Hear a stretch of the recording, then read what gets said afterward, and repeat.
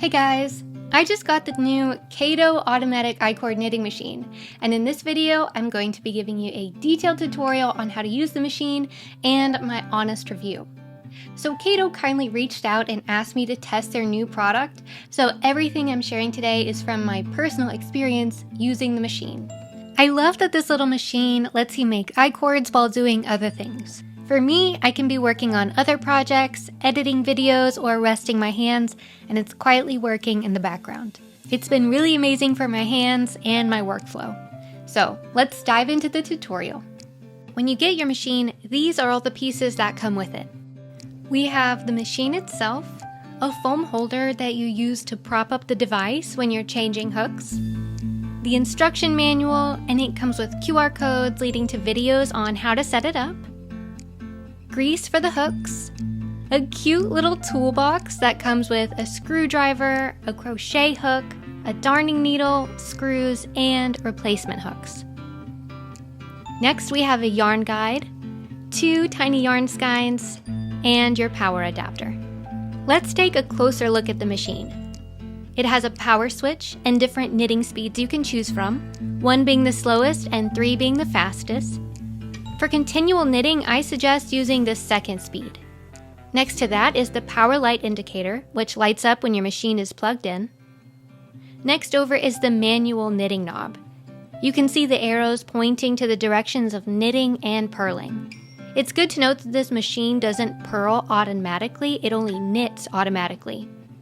Next, we have the wheel guide at the back of the machine, where the I-cord comes out. And lastly, we have the place to plug it in. Okay, let's get it ready to go.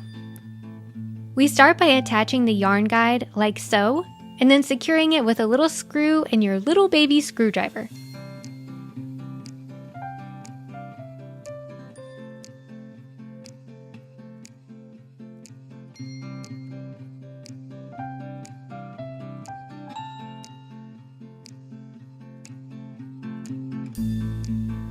And boom, you're ready to add yarn. They send you 2 little baby skeins of a size 3 acrylic, so that's what we're going to use today. Note, this machine can only handle yarn from size 2 to 4. Next, take your yarn and put it on the yarn guide.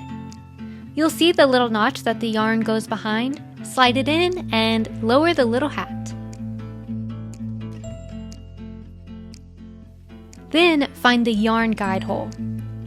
Take the working yarn and thread it through the guide hole from the back to front.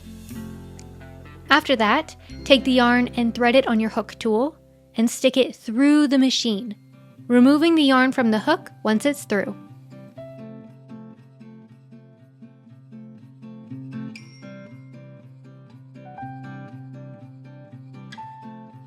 Lift the guide wheel, set the yarn on the track, and put it back down. It should look like this when you're done. Then plug in your machine. To better show you the start of the knitting process, I'm placing the device upright, but note that you don't have to do this. This is just to get a better shot of the hooks. Start by making sure all the hooks in the machine are open.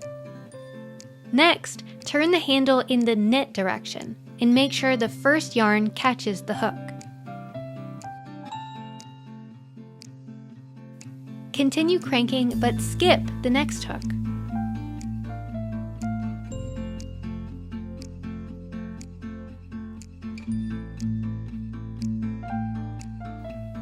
Keep cranking and catch your yarn on the third, and skip the fourth.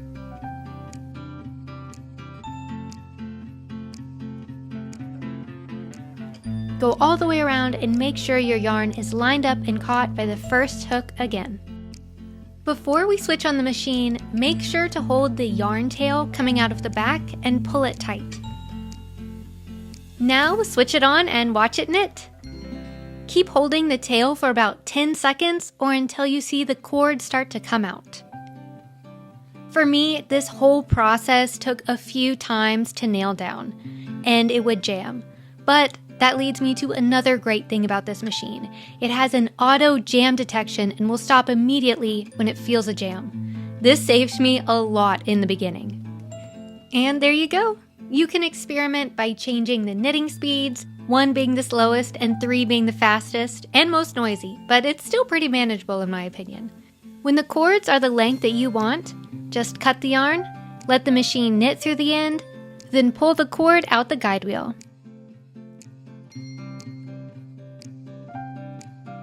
And voila, your perfect I-cord. The instruction manual also goes into detail about closing the tubes you make, how to join 2 together, and most importantly, a troubleshooting guide with QR codes leading to videos. Okay, so now that you've seen the Caydo in action, let's talk about my review of the machine after using it for a while. So starting on a very personal note, this machine has been a really big blessing because last year around this time, I was preparing for a show and I injured my hand and was diagnosed with carpal tunnel. I was told it would go away, and it is getting better, but a year later, I'm still not at 100%. Every time I go to crochet or craft for an extended period of time, I end up irritating it and re-injuring it. So I'm kind of in this limbo right now where I really want to create, so I'll crochet or use the manual knitting machine, and then I'll re-injure my hand. Then I'll have to wait for 3 to 4 days to even a week to create again, and I have to give my hands proper time to recover. So honestly, this machine has been a really big blessing because I can still create, I can still do what I love, but I can really tone down the work that I put on my hands. So that's my personal anecdote with this, and let's look into a more technical review. Let's talk about the pros. It's very easy to set up. You just thread your yarn through the machine, onto the hooks, give it a few turns, and it's ready to go. I also love how consistent the knitting is.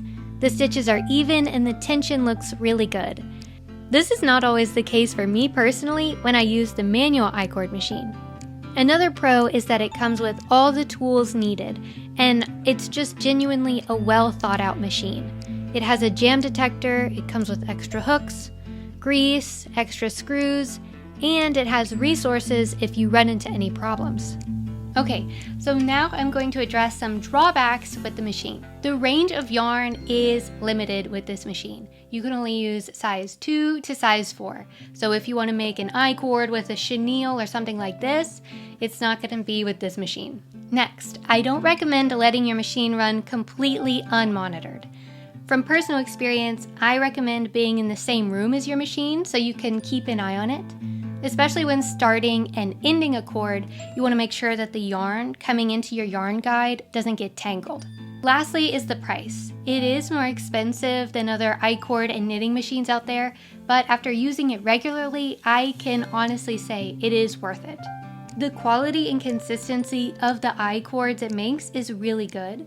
It makes your workflow more efficient, and the fact that you can create without overdoing your hands, for me, makes it worth it. So my overall review of this machine is it's really good. It's reliable, very efficient, and for me, very freeing. So thumbs up. Thank you so much for watching. If you liked the video, give it a thumbs up and subscribe for more fiber art content. Also, let me know in the comments if you have the Caydo machine and what your thoughts are on it. What drawbacks and pros do you see? Anyway, I'll see you in the next one. Bye!